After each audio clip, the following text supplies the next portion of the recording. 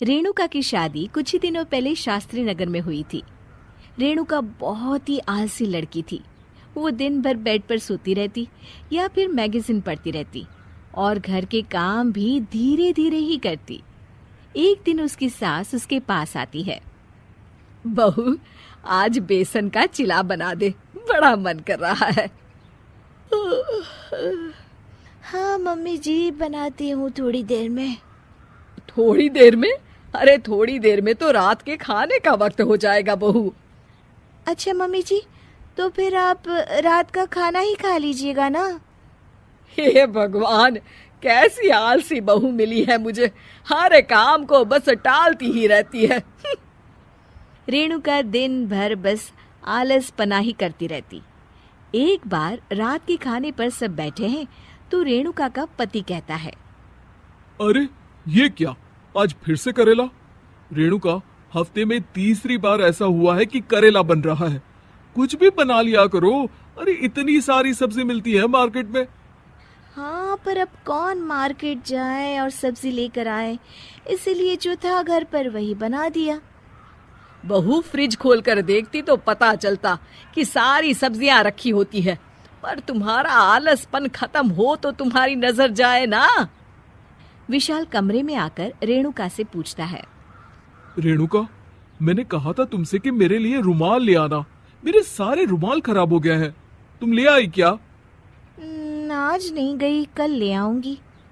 ओफो, पिछले 4 दिनों से मैं यही सुन रहा हूँ। बिना रुमाल के ऑफिस जाना पड़ रहा है। तुम तो बहुत ही आलसी होती जा रही हो रेणुका।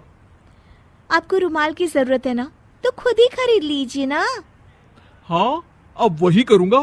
तुम्हारे भरोसे बैठा रहा तो कुछ नहीं होगा।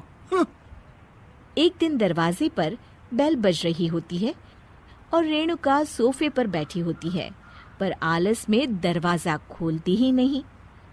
अरे बहू, कितनी देर से बेल बज रही है?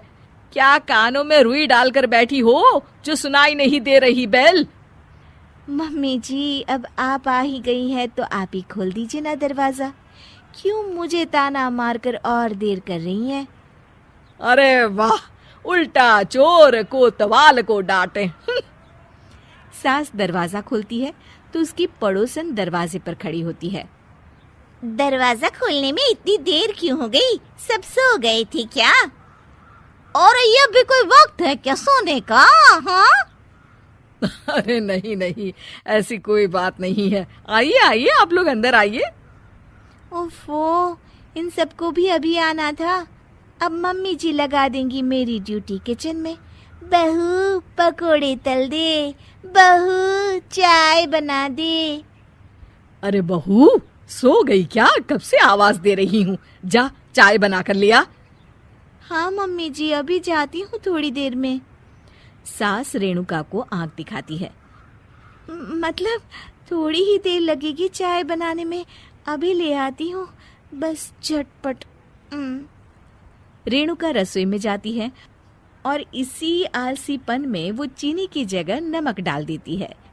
जैसे ही सब चाय का घूंट भरते हैं, चाय थूक देते हैं।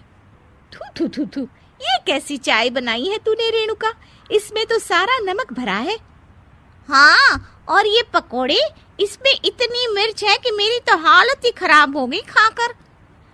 और रेणु जी, आपकी खातिरदारी में पहले तो कभी कोई कमी नहीं रहती थी, पर जब से आपकी ये बहू आई है ना, मामला कुछ गड़बड़ा सा गया है। हाँ हाँ, जहाँ आप इतनी एक्टिव हैं, वहीं आपकी बहू एकदम आलसी, एकदम राम मिलाई जोड़ी लगती है।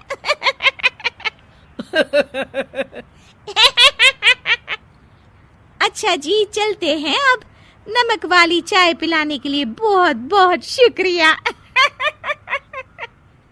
सब वहां से चले जाते हैं। अरे तूने तो मेरी नाक ही कटा दी बहू।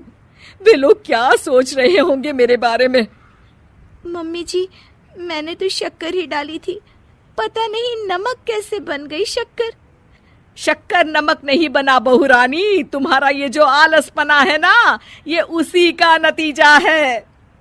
सॉरी मम्मी जी, अब मैं ये आलसपन छोड़कर सारे काम अच्छे से मन लगाकर करूंगी।